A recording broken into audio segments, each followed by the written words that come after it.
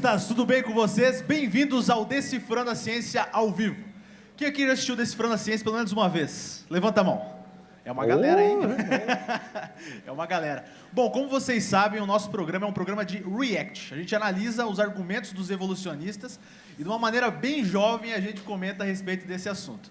Então hoje nós vamos fazer dessa forma, só que o nosso react será em cima de um clube chamado Clube X. Antes de Sacani, Pirula e todos esses caras, né, nosso querido Jaime, tinha um grupo muito mais influente na história, né, João? Quem que é esse grupo aí? Primeiro, eu acho que o povo vai enjoar da minha cara aqui, bicho. Olha, é só hoje. Os outros dias eu vou ficar só curtindo feito vocês, tá? Tu trouxesse aí Você coloca para nós ali? Nós vamos mostrar os indivíduos aqui. Porque muita gente acha, ou por exemplo, eu uma vez vi o Pirula falando, que a teoria da evolução ela foi sendo aceita para e passo, aos poucos, na medida que as evidências foram se apresentando, que os achados foram se acumulando. Mas, como eu mostrei para vocês, não foi nada disso. Assim, o próprio Darwin, com 5, 6 anos de... Com 5, 6 anos de lançada a origem das espécies, todo o ambiente acadêmico foi dominado pelo evolucionismo. Então, não houve essa coisa para e passo, devagar, como muitos evolucionistas e como muitos historiadores até acreditam.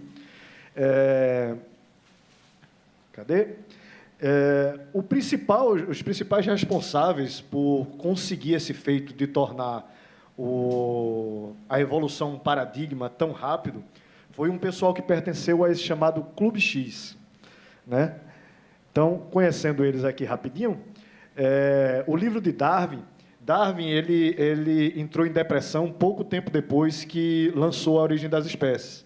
A filha dele, que era o grande amor da vida dele, morreu de uma doença muito terrível e com muito sofrimento, e Darwin ficou muito desgostoso com isso. Ele literalmente se enclausurou em casa e morreu recluso. Quem defendeu a teoria da evolução, de fato, em primeiro lugar, foi esse rapaz aí com esse negócio na cara dele, que eu não sei se é uma barba ou o que Thomas H. Huxley. Né? Esse cara, ele ficou conhecido, ele defendia com tanta ênfase o evolucionismo, ele era amigo de Darwin, que ele ficou conhecido como Bulldog de Darwin. Por que será, né, Daniel? Por que será, né, Carlos? Ele mordia um bocado. E ele tinha orgulho desse apelido, o Bulldog de Darwin. E ele literalmente declara guerra às religiões e os religiosos. Só que, como ele não queria responder qual era a origem das coisas, se Deus existia, se Deus não existia e de onde é que veio as coisas, ele inventou o termo agnóstico. Esse Huxley é quem inventa o termo agnóstico, que o próprio Darwin depois vai adotar. Vai dizer que se sente mais representado pelo termo inventado pelo Huxley. E ele era uma das coisas que eu chamo hoje em dia de supercientista. Supercientista não é que a pessoa que fez descobertas extraordinárias e nada disso, mas aquela pessoa que é super valorizada pela sociedade de então. Você tem cientistas que ganham quase todos os prêmios, que são indicados para tudo, que falam em tudo quanto é lugar. Era o caso desse Huxley. Né? E ele teve uma influência assim, gigantesca dentro da sociedade inglesa e europeia de uma forma geral.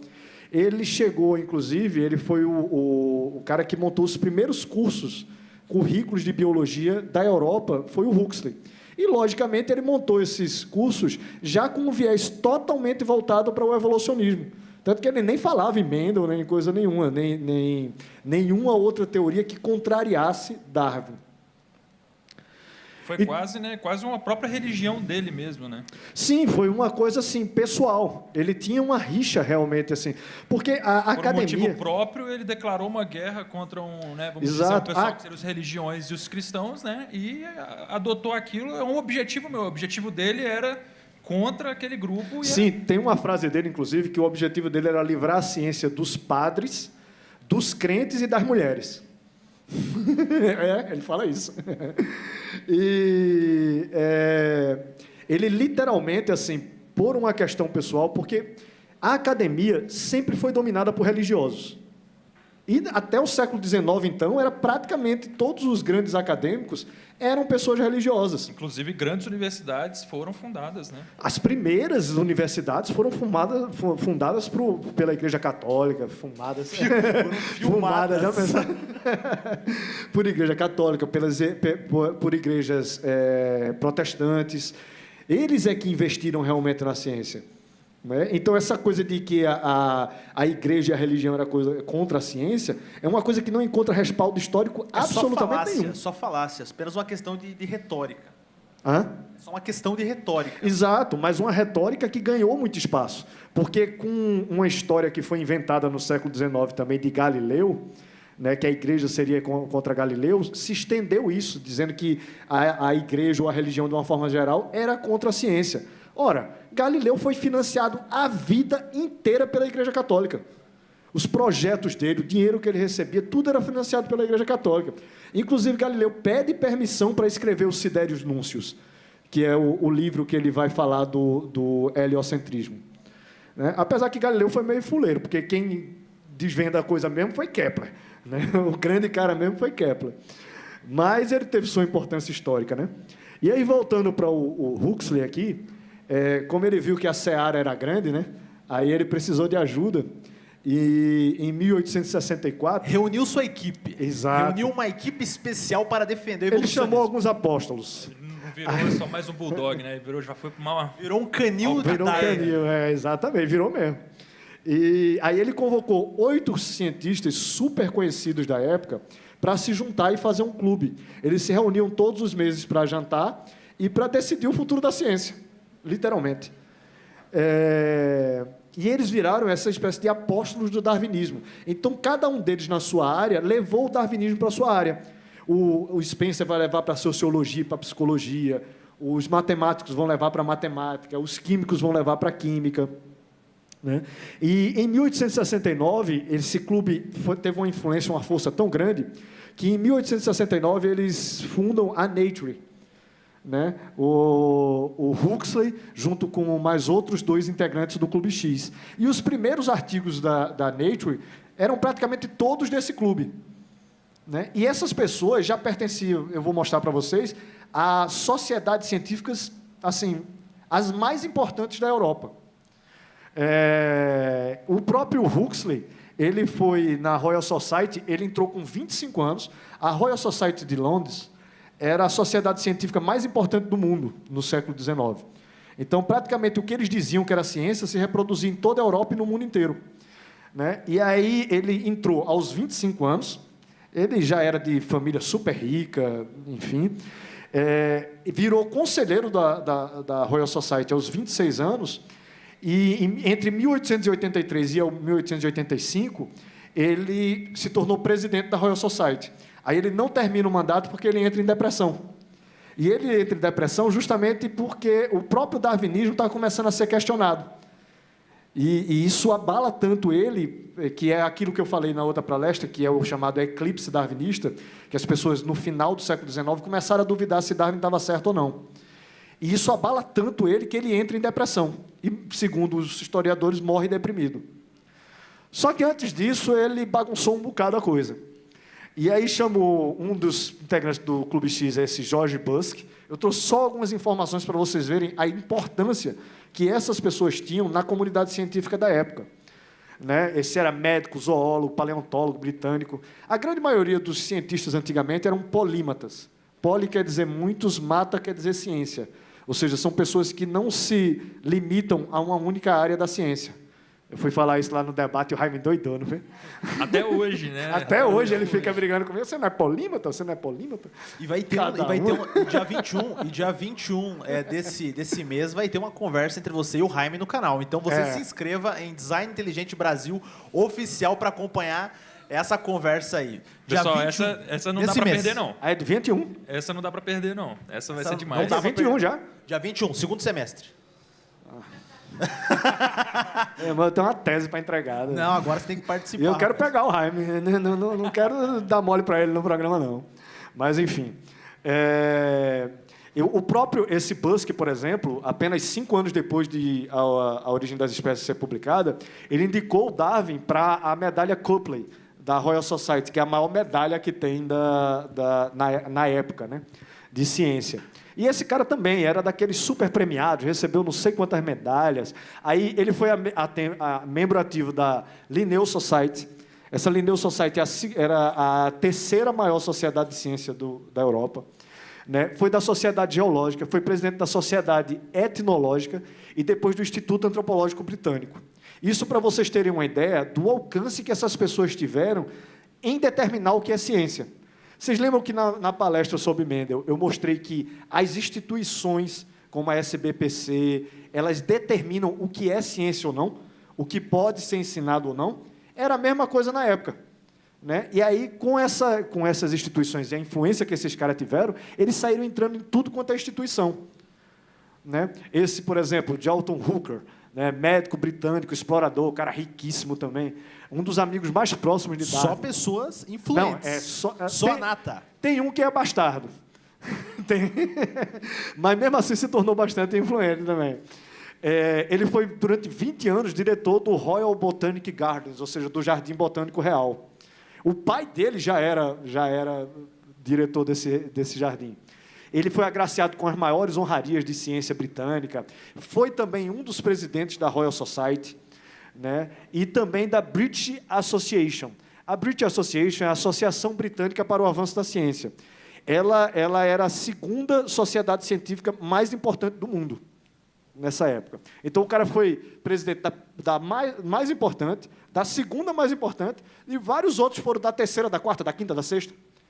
Eles literalmente dominaram a cena. Né? Esse John Lubbock, ele era primo de Darwin, né? Banqueiro, riquíssimo também. A casa do cara é um espetáculo até hoje. Ele teve contribuições na área da arqueologia, da etnografia, da biologia. Foi ele que cunhou os termos paleolítico e neolítico, né? Que a gente conhece como Idade da Pedra. Eu conhecia como Idade da Pedra Lascada, aí mudaram para a Pedra Antiga agora, né? Antigamente se falava Pedra Lascada, né? Não é não, né? Ainda bem. Ele ajudou a estabelecer a arqueologia como uma disciplina científica, claro, com um viés evolucionista. Fez a primeira lei para a proteção de patrimônio arqueológico e arquitetônico, que ele também era político, foi um político super influente nessa época. Né? E ele foi presidente do Institute Bankers, do British Association, que é aquela que eu falei que era a segunda mais importante do mundo, da Linnaeus Society, que era a terceira, e da Royal Society Statistic, né, que era só de estatística, era um ramo da Royal Society só de estatística. Aí tem o William Spotswood, que barba linda, né, matemático. Aliás, esses caras tinham uma barba nessa época, meus amigos, cada foto que eu vejo que é impressionante. Parece que eles competiam para ter a barba mais feia. Sério mesmo, parece que era uma competição, assim. Ele era matemático, físico inglês, né? Fez contribuições principalmente na área da álgebra superior, incluindo a teoria de determinantes. Alguns desses caras foram realmente muito importantes nas áreas deles. A questão é o viés ideológico que eles introduziram nelas. Né? Ele foi presidente também da Royal Society de Londres, foi presidente da British, foi presidente da London Mathematical Society. Então, vocês veem o quanto eles vão entrando, né? Esse Thomas Hist, né, matemático inglês, fez contribuições na área de geometria algébrica também. Foi membro influente das sociedades Royal Society, British Association, London Mathematical Society, e presidente fundador de uma associação para a reforma dos currículos de matemática nas escolas. Para vocês terem uma ideia de como os caras entravam, assim, eles determinavam literalmente o que é ciência. Né? Esse aí é o bastardo. É o Edward Franklin. Mas, apesar de ser bastardo, era bastardo de alguém muito rico, porque a mãe dele recebia uma pensão assim, enorme, segundo os historiadores. Ele era químico, né? Por isso, também, ele foi um dos menos premiados e prestigiados. E, ainda assim, o cara assim, ganhou um bocado de prêmio. Cuidado como é que fala dos químicos aí, hein? Sim. E esse cara foi o mais importante. Ele foi o mais importante. Ele fez contribuições, ele descobriu o hélio, ele descobriu essa química organometálica, que é a ligação entre carbono, material orgânico e metal. Né? A química organoestância, que é uma outra forma dessa mesma química, e descobriu o princípio da valência, que é até hoje utilizado. Então, esse cara foi super importante. E foi diretor da Royal Society, foi presidente da Chemical Society de Londres e recebeu um monte de medalha também.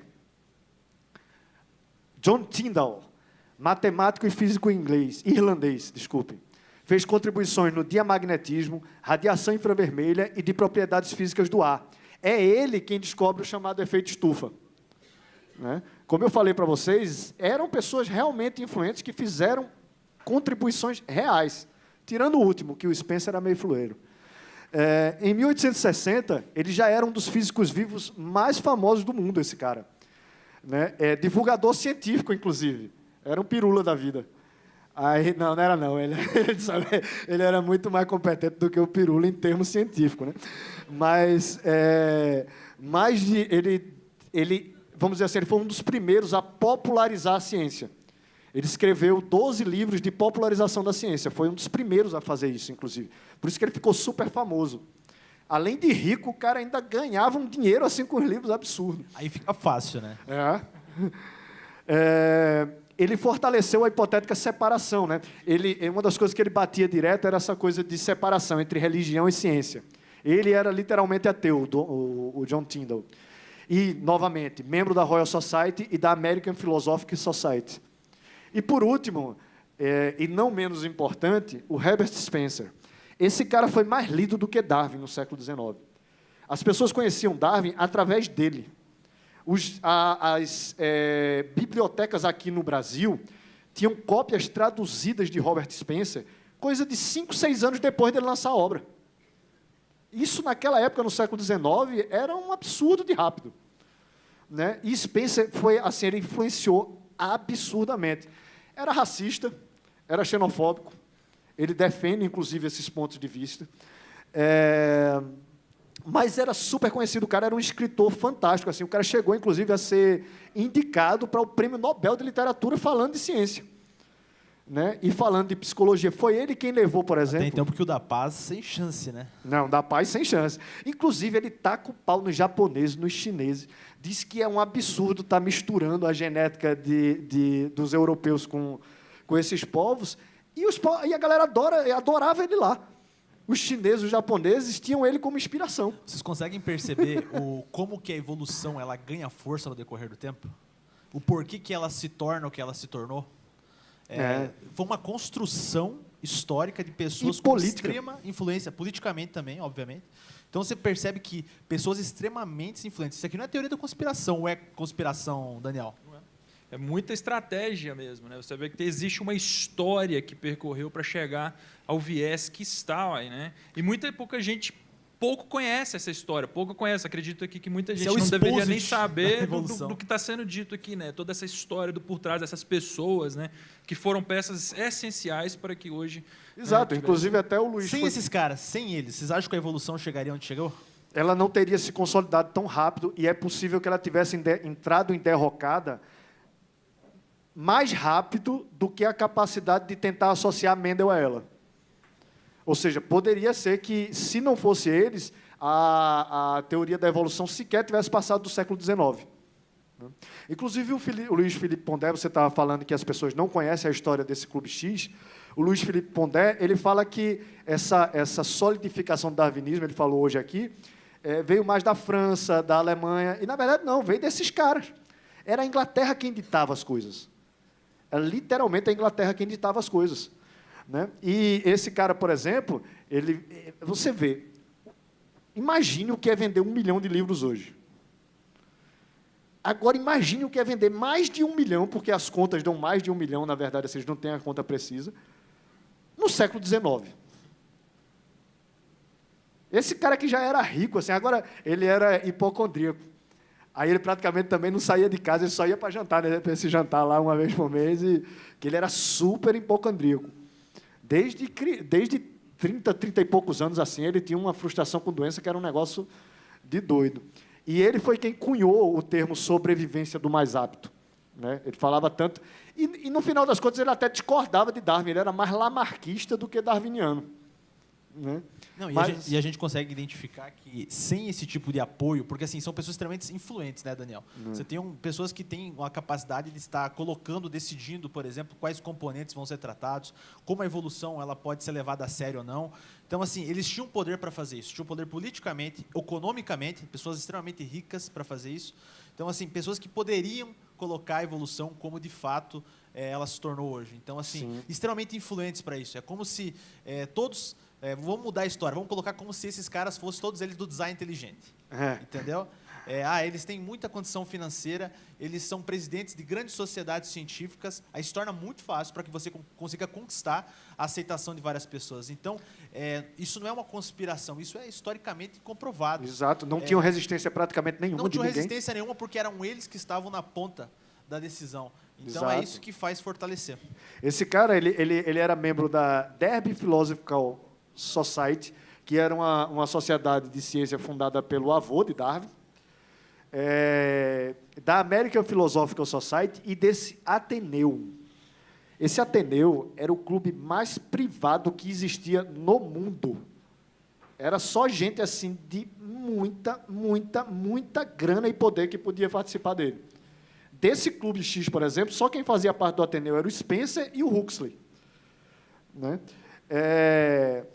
E esse modelo de clube X, ele foi reproduzido em vários países, inclusive aqui no Brasil, que fundou a chamada Escola do Recife, e é lá de Recife mesmo, do onde eu sou. A Escola do Recife. E aí tinha os personagens principais, seriam o Nina Rodrigues, o Arthur Ramos, o Tobias Barreto, o Ulisses Pernambucano. Eles é que, por exemplo, colocaram muito o viés evolucionista e racista.